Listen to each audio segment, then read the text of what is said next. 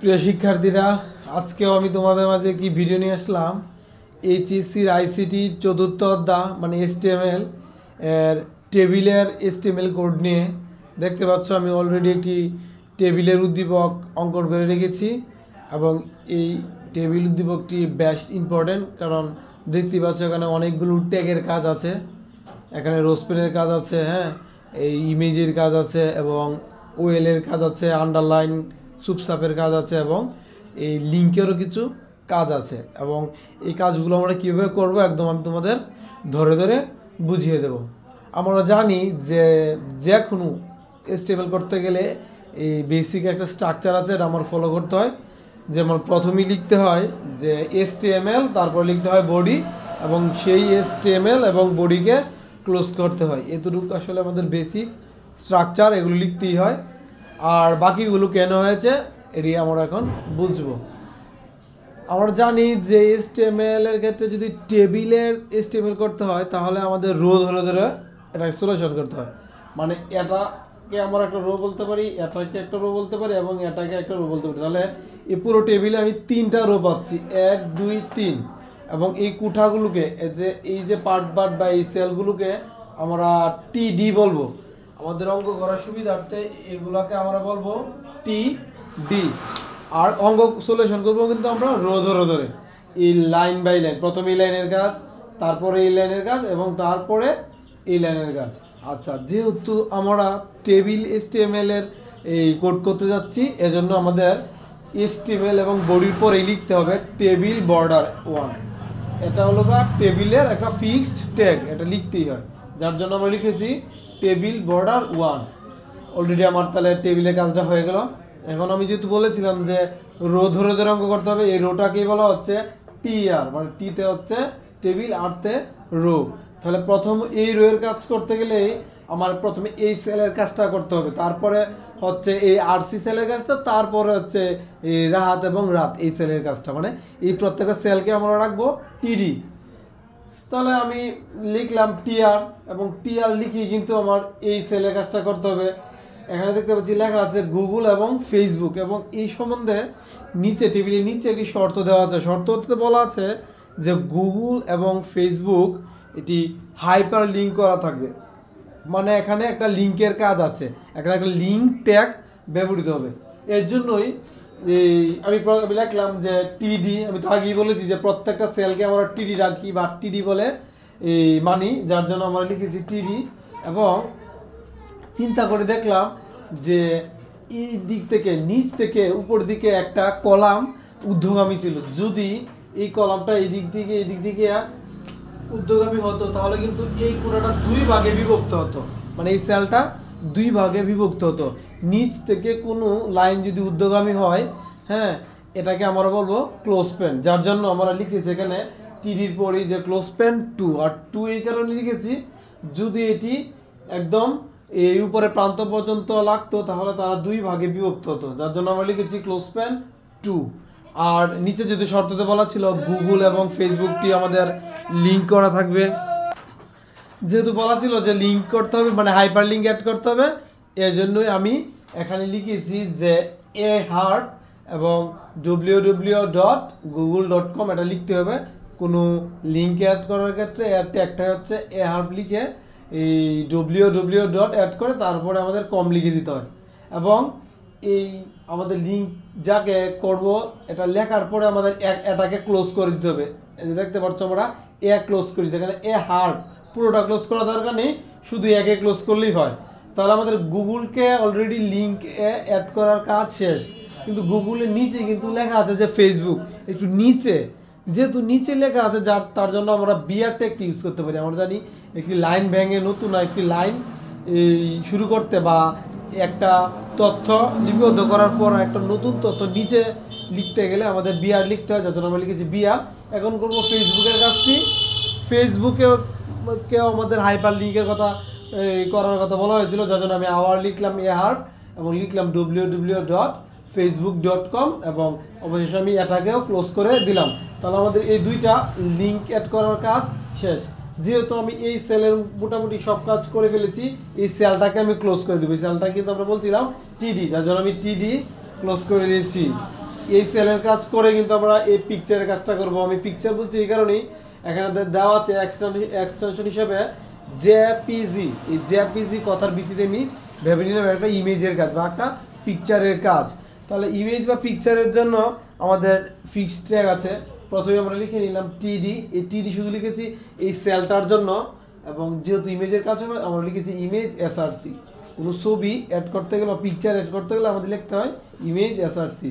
Image SRC লেখার পরে আমরা যে নামের ইমেজটা অ্যাড করব সেই নামের ইমেজটা আনবো। এখানে লেখা আছে rc.jpg, আমরা লিখলাম rc.jpg। এটাকে আমরা ইনভাইটেড কমার ভিতরে আবদ্ধ করলাম, কারণ প্রত্যেকটা ট্যাগের যে মূল বিষয়বস্তুটা বা উপাদানটা থাকে সেটাকে ইনভাইটেড কমার ভিতরে আবদ্ধ করতে হয়। এখানে আমি একটি কমা ইউজ করেছি কারণ আমার আরও বেশ কয়েকটি কাজ আছে। এখানে এই ছবির ওয়াইড এবং হাইট দেওয়া আছে, তাহলে প্রথমটাকে আমরা বলবো ওয়াইড এবং পরবর্তীটাকে বলবো হাইট। এর জন্য আমরা লিখেছি ওয়াইড, এবং ওয়াইড যত ছিল এটাকে আমরা ইনভাইটেড কমার ভিতরে আটকে দিলাম। তারপরে লিখলাম হাইট, হাইটটাকে আমরা ইনভাইটেড কমার ভিতরে আটকে দিলাম। তাহলে আমরা বলতে পারি ইমেজ সংক্রান্ত যে কাজটা ছিল আমরা এটা কমপ্লিট করে ফেলেছি। তাহলে আমাদের এই সেলের কাজও শেষ, যার জন্য আমি টিডি ক্লোজ করে দেব। তাহলে আমার এই সেলের কাজও শেষ, এটাও শেষ। এখন শুধু লাস্টেরটা বাকি রয়েছে। এখানে দেখতে পাচ্ছি দুইটি নাম আছে এবং নামের আগে দেওয়া আছে যে 4 এবং 5। এখন দেখতে পাচ্ছি যে 4 এবং 5 এটা কিন্তু একটা এই অনুসরণ করেছে, ধারাবাহিকতা মেনটেন করেছে, যার জন্য আমরা এটাকে বলবো ওএল। এর জন্যই আমরা টিডি লিখে, মানে এই সেল যেহেতু স্টার্ট হচ্ছে এই টিডি লিখে আমরা লিখেছি ওএল। এবং টাইপটা কোন ধরনের, এটা যদি সংখ্যা কেন্দ্রিক, এবং এই যেহেতু সংখ্যার দেওয়া আছে যে 4 এবং 5 থেকে এই শুরু হয়েছে, যার জন্য আমরা লিখেছি এখানে 4। এখানে দুইটি কাজ, মানে প্রথমটাতে 4-এ দেওয়া হচ্ছে রাহাত এবং 5 নম্বরে দেওয়া হচ্ছে রাত। এর জন্য আমরা এলআই লিখেছি 2 বার। এখানে যদি আরও একটি আইটেম অতিরিক্ত থাকতো আমরা হয়তো 3 বার লিখতাম। এলআই দ্বারা আমরা বুঝিয়েছি এলতে লিস্ট আর আইতে আইটেম। এখানে আমাদের লিস্ট আইটেম দুইটি, মানে দুইটি নাম, যার জন্য আমরা এলআই 2 বার লিখেছি। প্রথমে যে নামটি ছিল লিখে এলআই ক্লোজ করে দিচ্ছি, তারপরে আবার এলআই লিখে এই রাত যে নামটি ছিল এটি লিখে আমরা এলআই ক্লোজ করে দিয়েছি। যেহেতু আমাদের এই লিস্ট আইটেমের কাজ শেষ, আমরা ওয়েলকে ক্লোজ করে দেবো। যে আমরা ওয়েলকে ক্লোজ করে দিলাম। ওয়েল ক্লোজ করে দেওয়ার পরে দেখতে পাচ্ছি যে লাস্টের যে আমার সেলটা, মানে টিডিটা, এটা পুরোপুরি শেষ, যার জন্য আমরা টিডিটাকে কী করে দিলাম, ক্লোজ করে দিলাম। এখন চিন্তা করলাম যে এই প্রথম টিআরের বা এই প্রথম রোয়ের এই প্রান্ত থেকে একদম লাস্ট প্রান্ত পর্যন্ত আমি সলিউশন করে ফেলেছি, যার জন্য আমি টি8টাকেও ক্লোজ করে দিব। এখন এই রোয়ের কাজ আমাদের করতে হবে। এখন এই রোয়ের জন্য আবার আমি টি আর লিখব, এবং আমার যেহেতু বলেছি যে ভিতরের তথ্যকে আমরা টিডি বলি, এর জন্য আবার লিখলাম টিডি। খেয়াল করে দেখলাম এইখানে একটা টান ঊর্ধ্বগামী ছিল, এই দিক থেকে একটা টান ঊর্ধ্বগামী ছিল এবং এই দিক থেকে একটা টান ঊর্ধ্বগামী ছিল। যদি তারা এই প্রান্ত থেকে একদম ওই প্রান্ত পর্যন্ত গিয়ে লাগতো, তাহলে 1 2 3 4 তারা 4টি ভাগে বিভক্ত হতো। এর জন্য কিন্তু আমি লিখেছি যে ক্লোজ প্যান 4। আমি আগেই বলেছি নিচ থেকে কোনো টান যদি ঊর্ধ্বগামী হয় এটাকে আমরা বলবো ক্লোজ প্যান। যেহেতু তারা 4 ভাগে বিভক্ত হতো এর জন্য আমরা লিখেছি ক্লোজ প্যান 4। আর কোন লেখাটা এখানে বসবে, আইসিটি, এবং আইসিটি লেখাটা আমরা লিখে নিয়েছি। তাই আমরা বলতে পারি আমাদের এই পুরো সেলের কাজ শেষ, আমরা টিডিটাকেও ক্লোজ করে দেবো। তাহলে টিডি ক্লোজ করে দেওয়ার পরে খেয়াল করে দেখলাম আর কোনো কাজ নেই। আমরা চাইলে আমাদের টিআরটাকে ক্লোজ করে দিতে পারি। এই যে আমরা আমাদের টিআরটাকেও ক্লোজ করে দিলাম। এখন আমাদের কাজ শুধু বাকি রয়েছে একদম লাস্ট রোটা। তাহলে প্রথম রোটা করতে গিয়ে দেখতে পাচ্ছি এখানে একটা এই সেল আছে, মানে এই সেলটাকে কিন্তু আমরা বলবো টিডি।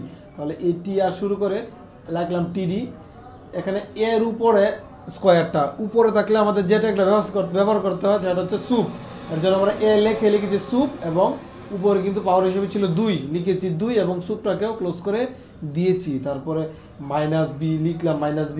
এই -b এর উপরেও 2 কিন্তু আমাদের পাওয়ার হিসাবে, যার জন্য আবার লিখলাম সুপ, আবার 2 লিখলাম এবং সুপটাকে ক্লোজ করে দিলাম। আমরা জানি প্রত্যেকটা থেকে শুরু হয় প্রত্যেকটা থেকে শেষ হয়, যার জন্য কিন্তু আমরা এটাকে শুরু এবং শেষ করে দিলাম। তাহলে এই মানে সেলের কাজ শেষ। আমরা চাইলে টি8টাকেও টিডিটাকে আমরা ক্লোজ করে দিতে পারি। এই জন্য আমরা কিন্তু টিডিটাকে ক্লোজ করে দিলাম। এখন আমরা আবার একটা নতুন সেলের কাজ করব, যার জন্য আবার লিখবো টিডি। এই যে লিখলাম টিডি, এবং এবিসি নিচে কিন্তু দেখতে পাচ্ছি আমরা আন্ডারলাইন করা। এর জন্য আমরা নতুন আরেকটি ট্যাগ আনলাম ইউট্যাগ, লিখলাম এবিসি এবং এই ইউট্যাগটাকে ক্লোজ করলাম। তারপরে কিন্তু টিডিটাকে ক্লোজ করতে হবে, এই নিয়ম। এই ক্লোজের ক্ষেত্রে আমাদের উল্টো দিক থেকে ক্লোজ করতে হয়, যার জন্য ইউকে ক্লোজ করলাম, তারপরে আমরা টিডিটাকে ক্লোজ করব। এই সেলে কাজ করে এখন এই সেলে কাজ করব। এখানে এই এবিসির একটু স্টাইলিশ ছিল, হ্যাঁ, একটু একটু বাঁকাতারা ছিল, যার জন্য আমরা টিডি লিখার পরে আইটেক ইউজ করেছি, মানে যেহেতু ইটালিক বর্ণের ছিল যার জন্য আমরা আইটেক ইউজ করেছি।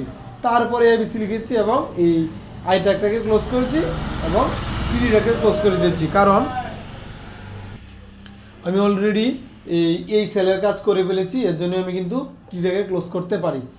এরপর অবশ্য শুধু বাকি রয়েছে এই খালি ঘরটি। এখানে কিছু বলা ছিল না যে এখানে কি লিখবো না লিখবো না, তার জন্য আমরা এটাকে সেল তো অবশ্যই বলতে পারি, যার জন্য আমরা টি লিখবো এবং খালি ঘরটাকে আমরা NBSP এবং সেমিকোলন দিয়ে এই ট্যাগটির মধ্যে আমরা অন্তর্ভুক্ত করে নেব। কোনো ঘর যদি খালি একা থাকে টেবিলে, তাহলে আমরা এই ট্যাগটি ব্যবহার করবো, NBSP এবং সেমিকোলন দিয়ে দেবো, তারপরে আমরা টিটিকে ক্লোজ করে দেবো। আমরা এই রোয়ের এই প্রান্ত থেকে একদম লাস্ট প্রান্ত পর্যন্ত সলিউশন করে নিচ্ছি, যার জন্য আমরা চাইলে টিআরটাকে কী করে দিতে পারি, ক্লোজ করে দিতে পারি। আমরা অলরেডি টিআর ক্লোজ করে দিলাম। তারপরে তো মোটামুটি আমার টেবিল টেক শেষেই, শুধু বাকি থেকে 3 জন। এই যে উপরে লিখেছিলাম 3 জন, এই 3 জনকে আমাদের নিচ থেকে ক্লোজ করতে হবে। প্রথমে ক্লোজ করতে হবে টেবিলকে, তারপরে বডিকে, তারপরে HTML-কে। এখানে টেবিল বর্ডার লেখার দরকার নেই, শুধু টেবিল লিখে ক্লোজ করলেই আমাদের যথেষ্ট। আমরা টেবিল লিখে ক্লোজ করে দিলাম, আর তারপরে লিখলাম বডি লিখে ক্লোজ করে দিলাম, তারপরে HTML। এই ছিল আমার এই একটা কঠিন এই টেবিলের HTML কোড।